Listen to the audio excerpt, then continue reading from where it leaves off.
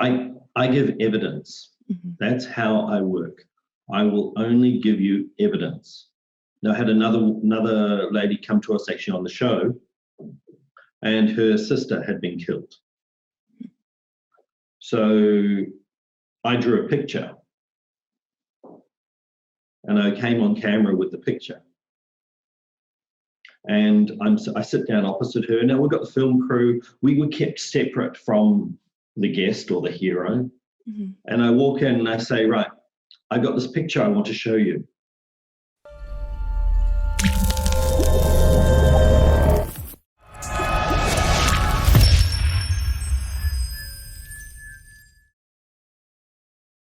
Hello, everybody. You are listening to Wake Up with Patti Katter. And of course, I'm your host, Patti Katter.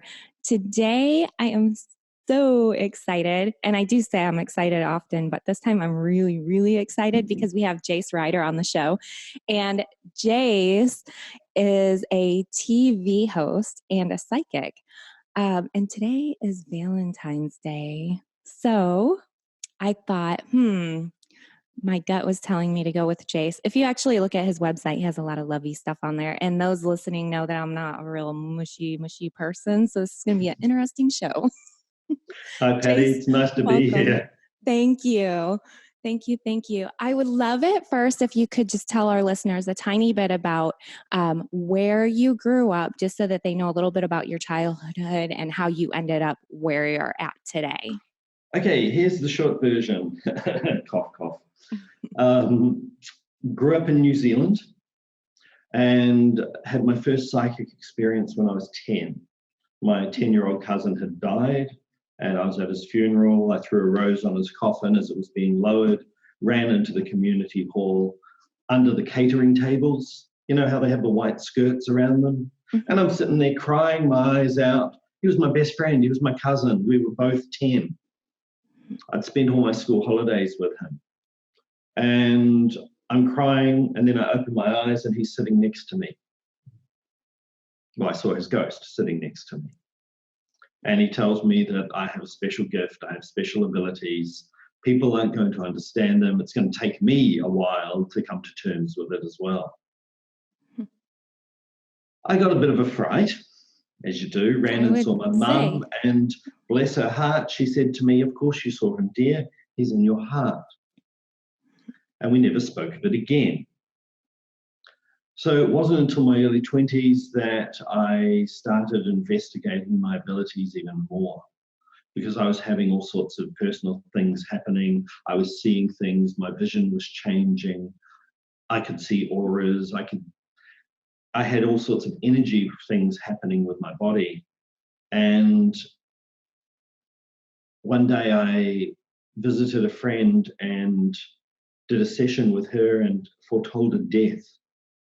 And I said, in 3 weeks' time, I said to her, someone is going to die. And she goes, that'll be Uncle Bill, he's got cancer. And I'm going, no, it's a woman. Now I was 20 something, about 21, 22. I was young. I didn't understand how to communicate at that point that type of news. And I was afraid that I was seeing my friend's death. Well, I stopped everything at that point. 9 weeks later, a ghost visits me in my home. Like I said, I'm giving you the short version, and tells me to ring my friend. So I ring my friend and she says, oh my goodness, you're seeing her too. And I said, I'm seeing who? And she goes, oh, that's right, you don't know. And I'm going, I don't know what?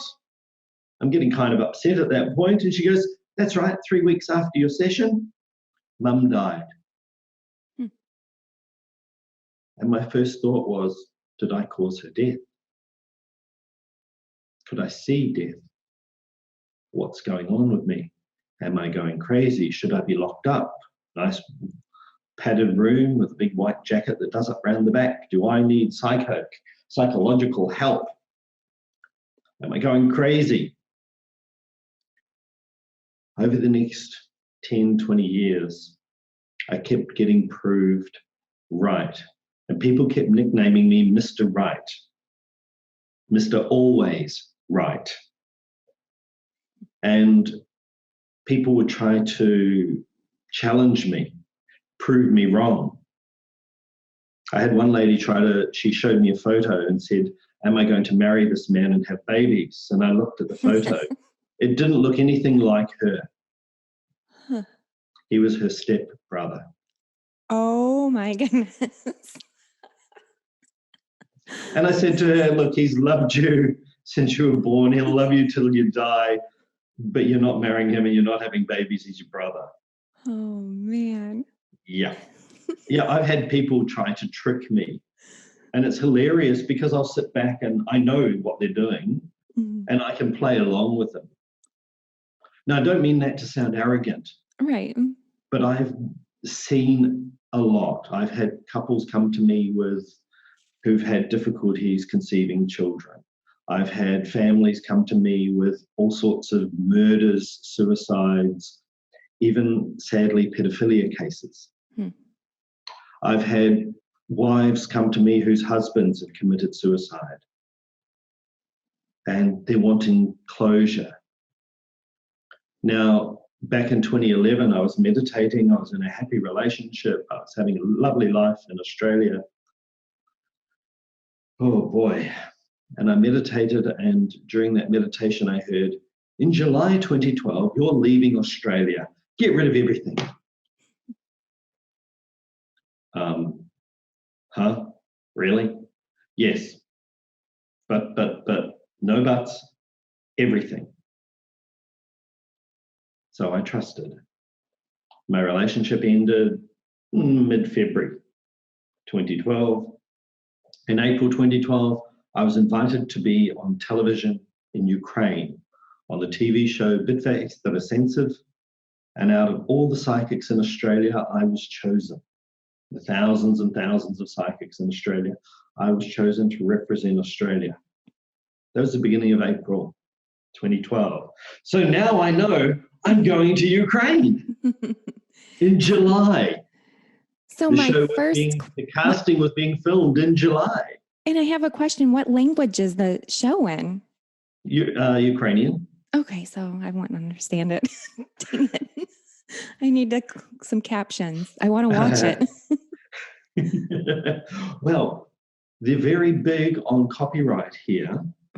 And I can show you a couple of snippets, but I'm not actually allowed to broadcast or legally share. But if you talk nicely to me, I can show you some things. Because of copyright issues. Ukraine of all countries. Anyway. 2 weeks later, I get another phone call. Jayc, it's Yaroslav here from STB Television in Ukraine. I'm sorry, X Factor have gone over budget. We've had our budget reduced. We can't afford to fly you from Australia to Ukraine. But we will have you next season. Now I'm feeling into it going, yeah, no. I'm still leaving Australia in July 2012. But if I'm not going to Ukraine, what am I doing? By the end of June, I got rid of everything. I had no furniture, I had no home, no car. I had some luggage. And I ended up moving from Brisbane to Sydney. And that week of that move, I get a phone call. Jayc, Yaroslav, can you be in Ukraine this Saturday? We've found money. We want you here. I said to him, no, I needed a visa, blah, blah, blah. He says, I will call you back. 45 minutes go by, the longest 45 minutes of my life, and I'm walking along the beach at the time, saying a particular interesting four-letter word. Have I just ruined everything because of the choice that I made? And this is something somebody who's listening needs to hear. Even though you're making a choice that seems to be the wrong choice, it's actually the right choice, and you won't find out until after. This is how I work. Messages come through, stuff comes out in the middle of things that I say. 45 minutes go by and my phone rings again. Jayc, the producers have seen your video, your audition video, which is actually on YouTube. People can see it on YouTube. We have passed you on the first 2 tasks. You're now in the top 20. So out of the 150 people from around the world that were coming for casting, they'd gone through around 70,000 psychics to get to 150. Wow. They search the world. Now, when I arrived the next week, there were psychics from the UK, the US, Canada, Azerbaijan, Russia, Ukraine, Poland, Czech Republic, a whole heap of other countries as well there. And then I arrive in the top 20. Well, after 6 months of filming and 13 episodes later, I'm in the top 4. And then I was awarded 3rd place by SMS voting, by local SMS voting. Now, we were watched by 34 million people. We were the number 2 show in the ratings in Ukraine, only beaten by that show I mentioned earlier, X Factor. So here in Ukraine, I'm extremely well known. I'm very much a celebrity here. The people here just go nuts over me. It's amazing. It's an incredible experience. But what happens here is I get to help an amazing population, an amazing community. And I've seen people here go through from one extreme to the next. Now, how do we know that this is all real? Let me share with you one little story. I had Mama, Papa, and Babushka come to me. They were speaking Russian. I had my translator with me. And they said, our 18-year-old daughter was killed by a train. What can you tell us? I did what I do. And I said, she's showing me, I've got her here, she's showing me her feet. She's telling me her feet. I have to tell you her feet. Now, I'm sort of thinking at the time, her feet? Weird message. Mama and Papa burst into tears. Babushka's looking at them, Grandma is looking at them going, why are you crying? He said feet. He's crazy, man. No. What happened was when they recovered the body after the train had passed, the train had cut off her feet. Oh my goodness. Now, only the coroner and the mother and father knew this. It wasn't made public. Even Grandma didn't know. It wasn't on Facebook. It's not recorded in the newspaper. You know, it's information that you can't get through cold reading. So any of the skeptics of the world and all the magic tricks that you have out there using cold reading and all those other things, how do you get this? How can you tell this? And I can challenge anyone to prove to me how I could get that information about her feet in any other way. I have some friends who've lost loved ones or whatnot and have been to psychics. And my concern always for them was, how do they know that they're not getting taken advantage of? I give evidence. That's how I work. I will only give you evidence. Now, I had another lady come to us actually on the show, and her sister had been killed. So I drew a picture, and I came on camera with the picture. And I sit down opposite her. Now, we've got the film crew. We were kept separate from the guest or the hero. And I walk in and I say, right, I got this picture I want to show you. And it's a picture that I drew of her sister. Now, I drew a picture of a woman with straight hair, long straight hair, down to her breast level. I drew her with a very straight dress with thin spaghetti straps and butterflies on the dress. I drew her with a really big nose, huge nose. Okay. I'm not Michelangelo. I'm not the world's greatest artist. The woman screamed, started accusing the producers of going through her bag, which had been sitting with her for the entire time that she was filming. And when we finally calmed her down, it was, well, why are you screaming so much? She opens up her bag. She goes into her wallet. She opens up her wallet. She pulls out a photograph from her wallet of her sister with straight hair down to breast level, with a straight cut dress on, with thin spaghetti straps and butterflies on her dress. That gave me chills. Yeah. We had been kept separate. We were very separate from her. Another story we did was there were 5 women who had been raped and murdered. And they thought it could be the local taxi company. Now I looked and I went, yeah, I can see it's a guy who's busy with cars. I see him working on the cars. So he's more a mechanic than a driver. Well, the police went looking. They couldn't find anyone. I drew an identikit picture of him. I drew his face. 5 months later, I get a call from the studio. That guy has been found. What had happened was the guy, when the police were looking at all the people involved in that industry, they'd knocked on this guy's door and he was homesick. He didn't answer the door, so the police never came back. So they didn't catch him. Then, 5 months later, he goes to strike again, but this time the girl got away, so he got caught. And the father of the girl who had called the show, he confirmed that the picture that I had given matched the picture of the perpetrator.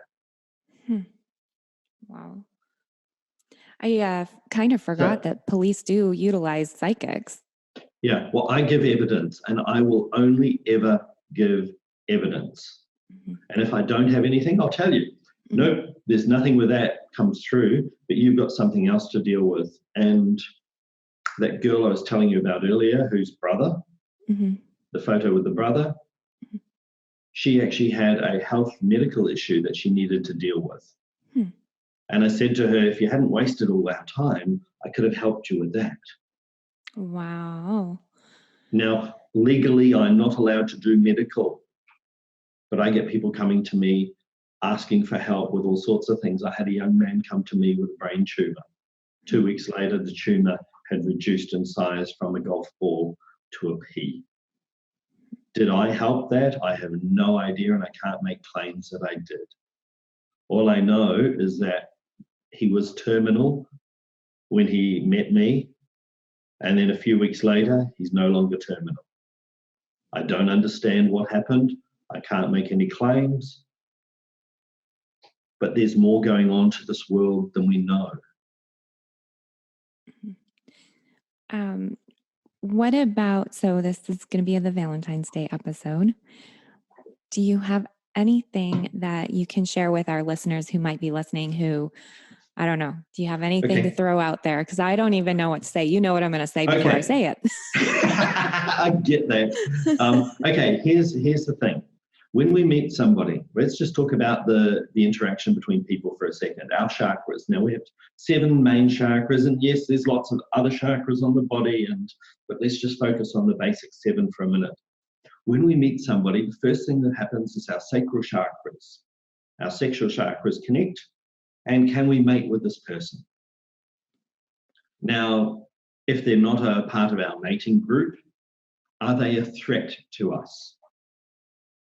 That's the first thing that happens. We decide whether we can mate or whether they're a threat. If they're not a threat, we can then go up into our intuition, to our solar plexus.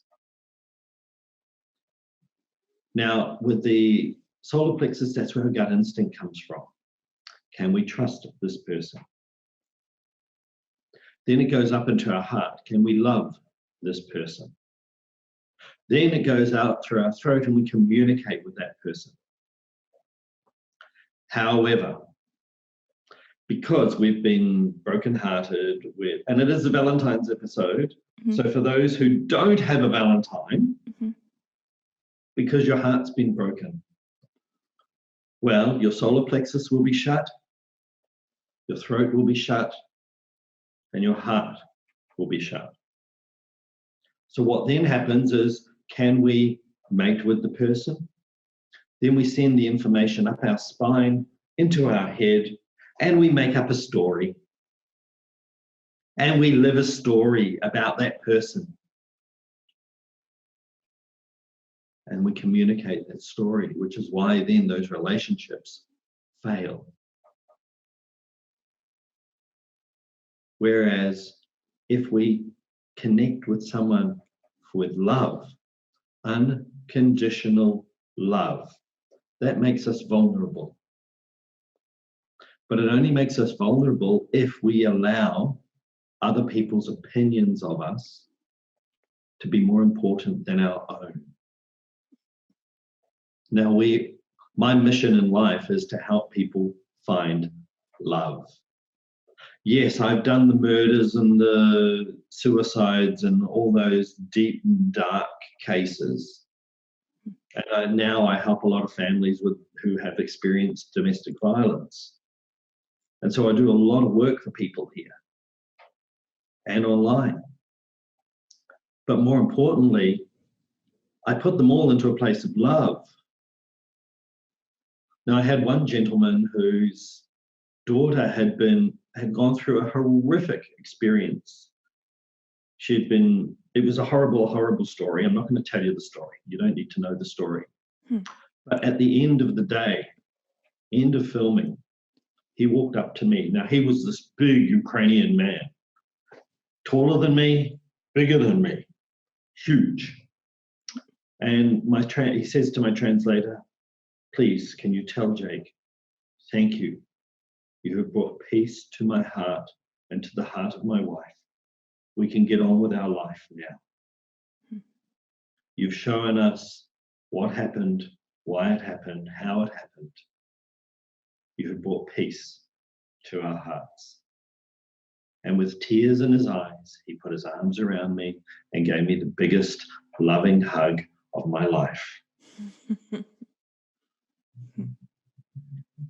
Now, he opened up to become the most vulnerable he could. And I gave him the biggest hug back. Now, when we are vulnerable, we are authentic. It's taken me a long time to be able to sit here in front of a video and to I came to Ukraine to prove to the world I was a good psychic. I had a previous partner, who would tell me I was a crap psychic, excuse the language, and then she would get me to do the readings for her, and then she'd put her name on them. My self-esteem was so bad. So when I came to Ukraine, I wanted to prove to the world I'm a great psychic. So I was competing. And so for 3 months, I competed. And so whoever's out there thinking they have to be better than somebody else or be a better partner than somebody's previously, no, stop. Because I got on the plane to come back to Australia to get my winter clothes because of snow was coming. And on the plane, I had 30 hours to travel. It was 3 planes. Wow. I looked at what I'd done and I went, what am I doing? Why am I trying to prove I am better than everybody else? I'm not. I don't need to be better than everybody else. I just need to be the best me. Because there is no one else like me. There's no one else like Patti. You are the best you. And it's not that you're going to become the next, and I see this all the time. I want to be the next Oprah. I want to be the next Ellen. I remember a movie where a guy wanted to be the next Deepak Chopra. It was a Mike Myers movie. And he wanted to be the next Deepak Chopra.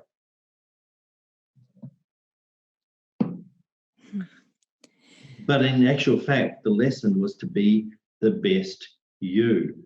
And that's what I do when I teach people my formula for love, is to teach them to become the best for themselves and to not be so hard on themselves. And the judgment that we give ourselves, especially if we make a mistake or guess what? When you learned to walk as a baby, you fell down. You fell over. As a baby. When your mum tried to feed you, when she first tried to breastfeed you, chances are her milk might not have come in. Her nipples would have been extremely painful. She will have gone through a huge emotional time trying to get you to latch on. But you finally worked it out very quickly. And her body adjusted very quickly. We adapt, we adjust really quickly. So give yourself the time. How many times when you learned to ride a bike did you fall off? I can remember a couple of times falling off my bike. And I was 13 at the time, even though I've been riding since I was 5. Oh my goodness. I remember falling off my bike when I was 13. I hit a curb. Ouch. Yeah, ouch. And I've been riding a bike for 7 years. We make mistakes. We do things wrong. Now, do you think I'm going to torture myself because of that? No. We're here to create life. We're here to experience love. Dark, light, messy, delicious, emotional, fulfilling, scary love. How many people, when you hug them, hug left to left? That's so our hearts don't connect. When you hug right to right, your hearts connect. Never Watch that. That's a really fun one. That's a really fun one. I never thought about that. Yeah. And how many people, when you meet them, don't look you in the eye? Oh, I know. I don't like that. You don't like being looked in the eye? I like being looked in the eye. I don't like it when people don't look me in the eye. Oh, yeah, we'll look somewhere else and we'll look down. Now, I have people come to me for sessions and they wear all sorts of clothing to stop me, to distract me. I've had completely see-through clothing on women trying to distract. Oh, it's just really? Yes. It's so funny because they try to stop me being able to share the truth because they're uncomfortable. But the more you say the truth, the more empowered you become. The more you live your truth. See, this is when you and I were talking previously about what we were going to, the subject for today, we started with procrastination. Yeah. Now, why do people procrastinate? It's simple, because they're afraid of the success. Because when you actually achieve that success, you've raised the bar. It's not quite comfortable anymore. Now, how many people do you know who are comfortable in their uncomfortableness? Oh, too many. I shake people up. I give them tasks to do. And when you get a task to do, if you do it, your life will change, guaranteed. If you don't do the task, your life is going to change, but not the way you want it to. And quite often the task I give people will be to do the action that they're so afraid of doing. The one thing usually that stops them, that their beliefs and their values are conflicting over. Because inside their heart, they've got a desire that they want. I met a person this week who absolutely wants to meet her Mr. Right. She wants to love and be loved. She wants to become a great wife. She wants to be looked after by him, taken care of, nurtured. But she wants a codependent relationship, not a co-creation relationship. And that's the next message for people here today. You want to create a co-creation relationship, not a codependent. And for all those single people who go, I'm waiting for my perfect partner, stop. Your perfect partner is not sitting at home waiting for you. Because if you're sitting at home waiting for them and they're sitting at home waiting for you, you're not going to connect. Get off your butt. Live your life. Participate in your community. Take massive action. Be the greatest you can be. Learn something new. Don't go out looking. So don't go, this person that I met this week, she goes to all bars and clubs. And she sits there listening to music, drinking alcohol, and thinks she's going to meet her Mr. Right. She's suffering from massive depression.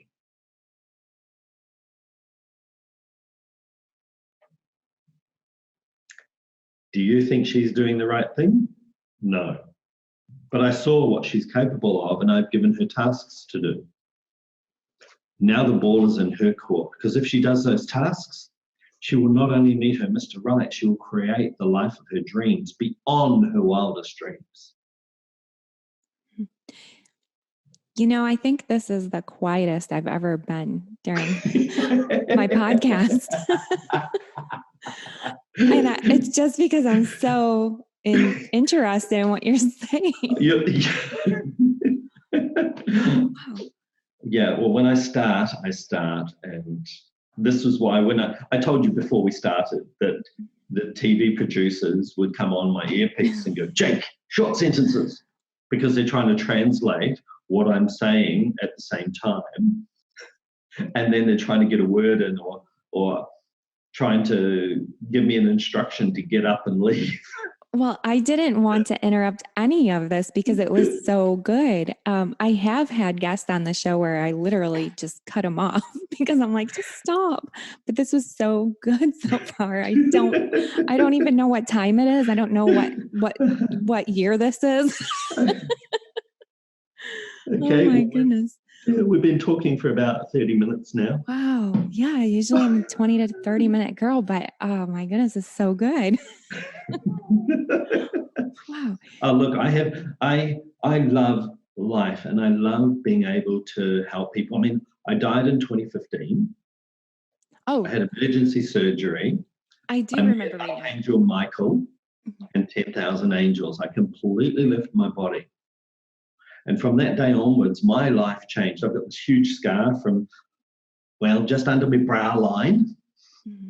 Best way to describe where it is. Everybody knows where your brow line is. Mm-hmm. To the beginning of the pubic area, straight down. They cut me open. My small intestine had burst. It was leaking horrible things all throughout my body, and I knew I was going to die as I was taken into the theatre. Had 5 surgeons working on me. And during that time, I died. I met Archangel Michael, 10,000 angels, and Michael gave me a message. And the short version of the message was I had to go back because I had many lives to save. Now, how am I going to save lives? And what I realized was I'm not a medical doctor. I'm not a surgeon. I'm not going to cut people open. You, sight of blood, yeah, no. You. But what I can do to save people's lives is to put them into a place of love. And what I've discovered is that the more I connect with people and put them in a place of love, the more their life is empowered, strengthened, joyful, abundant, and fulfilling. I'm saving their life. I can see that. I know, I remember my grandma used to be really forgiving of just everybody. And I didn't understand it when I was younger. I thought, how can you still have, this person to your house and act like nothing happened and they've taken advantage of you? And she just was like, you meet people where they're at, basically. And we're all human. We all make mistakes. And she just had the most loving spirit about her.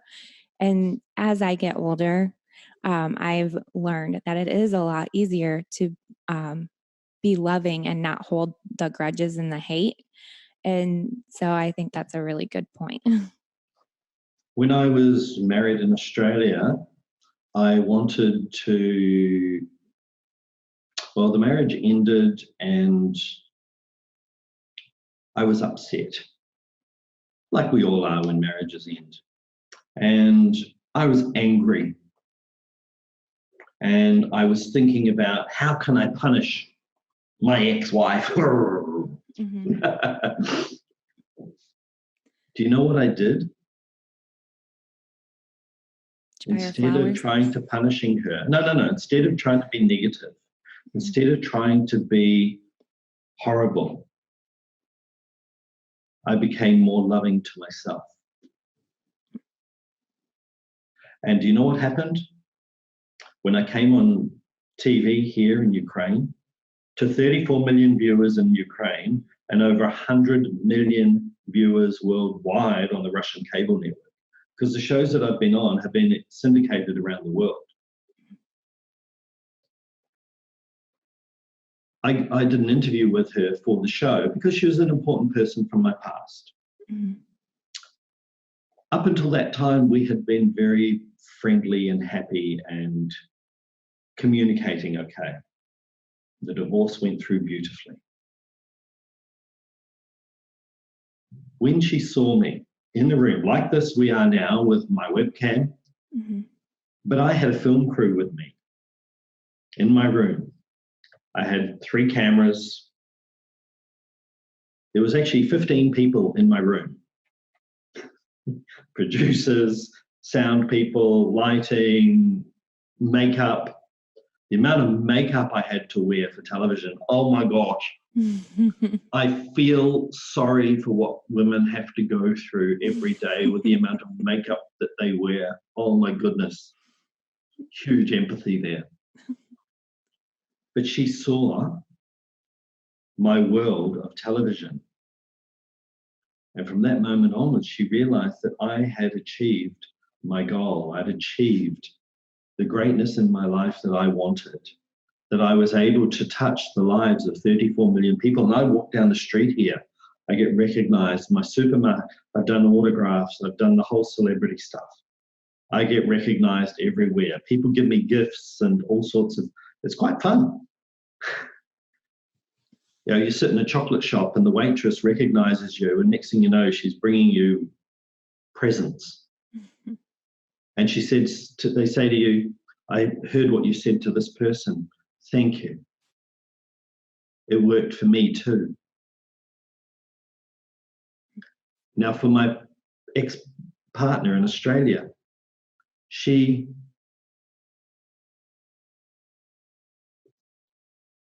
was, what's the word? Envious that I had achieved the greatness that I had desired. Instead of co-creating with me and celebrating, her envy came out. And from that day onwards, we never talked again. And I saw the look in her eyes during the call, and she was so angry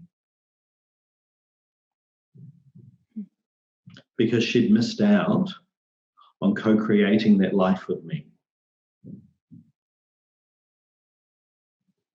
Now, who needs to hear this? Somebody out there is angry at their partner because their partner has created greatness without them. Stop looking at your partner. Look at yourself and be the greatness of yourself. Look at how you can be the greatest version of you. There's a chance for you to take a step forward here. Yes, it's scary. Yes, it's unknown. Yes, you can do it. Now, somebody out here needs my boot on their backside to say, go for it. But go for it because you know it's going to transform you. When you go to the gym and you work out, do your muscles hurt? Yes, that is good pain. When you get an injury, that's bad pain. It's the same thing as when you take action. You're going to have good pain. That's when you're a little bit afraid of doing things. That's when you're a little bit afraid of being on camera and speaking or being on stage in front of an audience. Heck, put a microphone in front of me, you can't shut me up.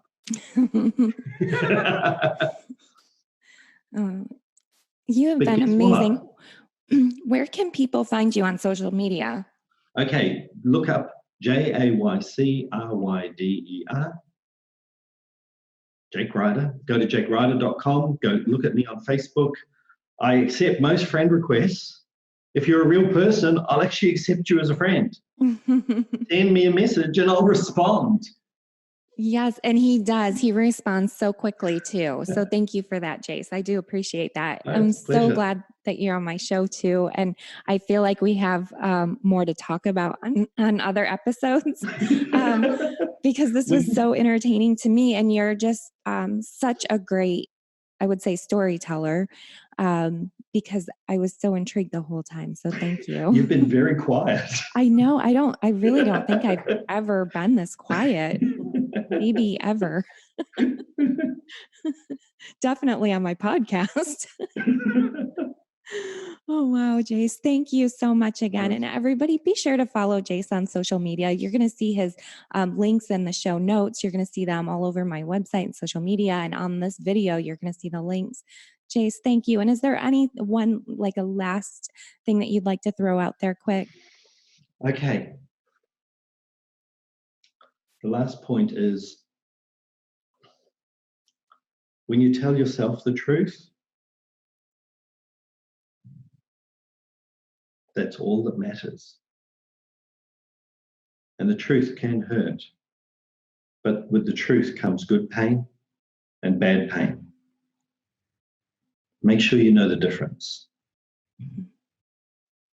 The good pain is where the change comes and you will get the love that you desire. The bad pain is where you're using people and you're not admitting to yourself. Live the truth. Live the love. That is good. Thank you, Jayc. Very welcome. It's been an absolute pleasure to be here. Thank you. And everybody, thank you for listening, and definitely check out Jayc's social media and stay tuned every Friday. We have a show at 5 a.m. It begins and you can listen to it thereafter. Thank you again, Jayc, and thank you everybody for listening. Bye.